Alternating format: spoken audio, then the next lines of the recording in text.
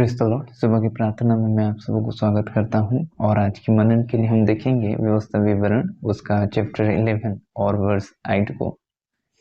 इस कारण जितनी आज्ञा मैं आज तुम्हें सुनाता हूं उन सबों को माना करना, इसलिए कि तुम सामर्थ्य होकर उस देश में जिसके अधिकारी होने के लिए तुम बाहर जा रहे हो प्रवेश करके उसके अधिकारी हो जाओ।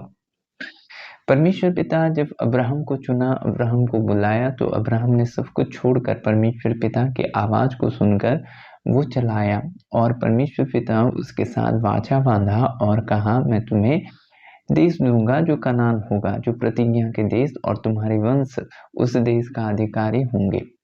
और जब परमेश्वर पिता उस वायदे को पूरा करने वाला था तो अब्राहम की संतान इसहाक को भी परमेश्वर ने शपथ दिया, प्रतिज्ञा दिया, और इस्राएल को भी, जो याकूब कहलाता है, और उसकी संतान जो इस्राएल में बंधे थे।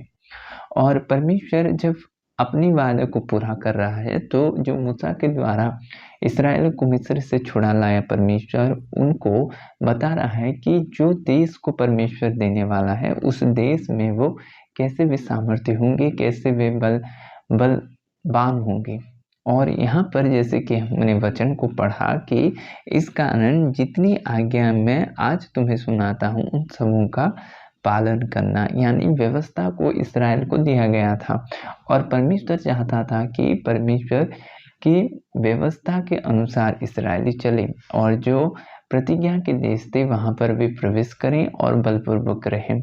और इससे पूर्व जब भेदियों को भेजा गया जो प्रतिज्ञा के देश था, उस देश में वे कई अन्य जाति लोग को देखे, अमालेकिस को देखे, बहुत बड़े बड़े लोगों को देखे और वो डर गए थे और वो उनमें बहुत से नेगेटिविटी हुआ था और वे सोच रहे थे कि हम उनके सामने टिड्डियों की तरह हैं, हम कैसे उनके सामने रह सकते हैं। लेकिन जो परमेश्वर है वो अद्भुत परमेश्वर है हमारा, जो हमारे सोच से, हमारे कल्पनाओं से भी बड़े काम करने वाला।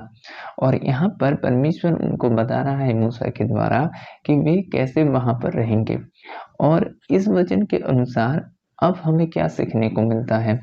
अब हमें जो परमेश्वर पिता अपने पुत्र के द्वारा ने व्यवस्था को दिया है, जो खुद मसीह व्यवस्था है, उस मसीह की आज्ञा को हमें मानना है जब तक हम संसार में हैं और जब तक हम स्वदेश से हैं। और हमारा देश जो स्वर्ग है उसमें प्रवेश करने के लिए हमें परमेश्वर की आज्ञा जो प्रभु यीशु मसीह के द्वारा दिया गया है उस आज्ञा को मानना है और उस आज्ञा के अनुसार हमें चलना है जो प्रभु यीशु मसीह के द्वारा हमें मिला है। और जो जीवन और सत्य और मार्ग प्रभु यीशु मसीह है उसके वचन के अनुसार हमें चलना है। ये चाहता है परमेश्वर पिता।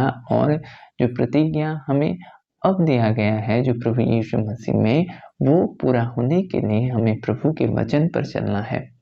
प्रभु इस वचन पर आप सबों को आशीष करें। आमीन।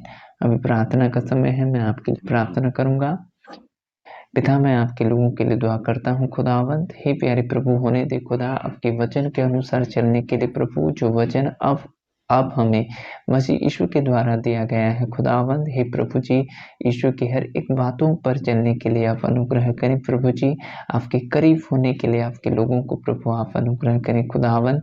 हे प्यारे पिता, जो लोग बीमार से ग्रसित हैं यीशु के नाम से वे चंगे हो जाएं खुदावंद। आपके अनुग्रह उनके जीवन पर बढ़े प्रभु जी, उनके मन को बदल दे खुदावंद।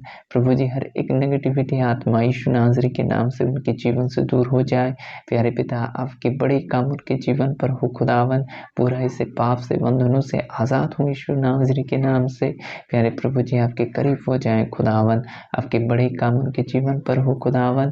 प्यारे पिता, आपकी स्तुति और आपकी महिमा उनके जीवन पर हो खुदावन, यीशु नाज़री के नाम में। आमीन। God bless you.